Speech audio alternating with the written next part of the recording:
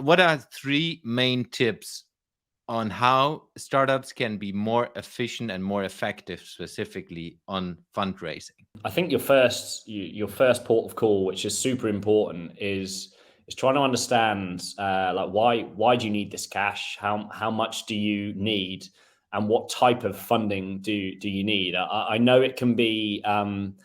Everyone's seen Dragon's Den. You think, yeah, equity funding is what I need. Like I'm on the path to being the next I don't know, the next Stripe or whatever it is, but actually getting past that first funding stage, it might not be equity that you need. So spending some time, and there are tons of resources out there working out, like, do you need, can you get some debt funding? Is equity right? Are there lots of grants out there? It might be that you work in clean tech or some deep tech. Can you get R&D tax credits that can kind of help get you to that point? Because I see a lot of entrepreneurs trying to raise really early, before actually they've kind of proved their MVP, before they've got even the kind of the beginnings of a product market fit. And it's like an unbelievable uphill battle. You're not going to get, unless you've got the best idea in the world, like you've got a validated cure for cancer, and you don't need product market fit because you're walking around the streets like Jesus healing people. Then like you need to have some of those kind of basic measures and metrics in place to be able to give investors the confidence that you are something worth investing in. And if they add capital, so business plus capital equals kind of semi-guaranteed growth. Like that's the equation. So I would say find your right funding method.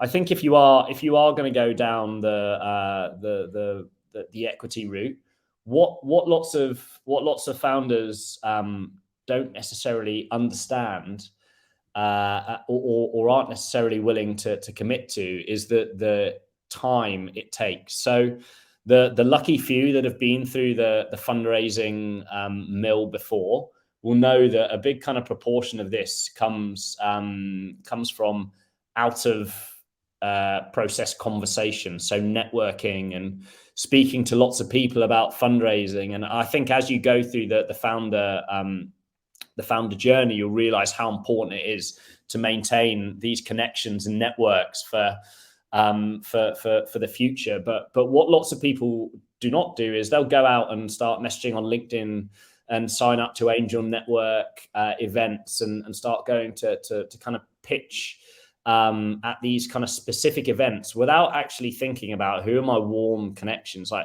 who do I know, how do I start to get these links into people that maybe small angel investors are. Do any of my friends, family, do any of these guys, can they stick in small amounts? Because that very first amount, particularly people that are new to fundraising, at Crowdcube, the first tranche of fundraising came from Luke and Darren and the guys kind of going around and selling a few of their things and getting their family to invest, and like getting people in headlocks at Christmas and saying everyone sell their Christmas presents type thing. So it's a real grind, and it doesn't come easy. But lots of the time you'll know people in your network that are willing to introduce you. So I think that's another kind of key kickoff fundraising tip from me.